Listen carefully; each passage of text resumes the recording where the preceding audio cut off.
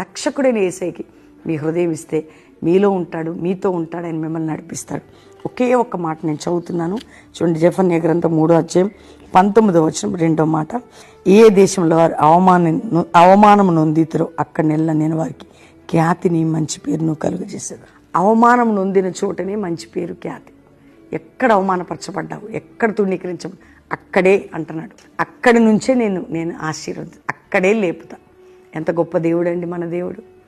నువ్వు అవమానపరచబడిన చోటనే నీకు ఖ్యాతిని ఇస్తాడట దేవుడు.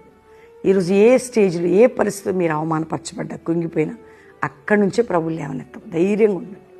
ఏ విషయంలో కృంగిపోకండి, బాధపడకండి. నమ్మదగిన దేవుడు, మంచి దేవుడు. ఈరోజు వాగ్దానం చేస్తున్న దేవుడు. అవమానం పొందిన చోటని మంచి పేరు తెచ్చేదను. ఆమెన్. కాబట్టి ధైర్యంగా ఉండి ప్రార్థన చేసుకోండి, థ్యాంక్స్ చెప్పండి.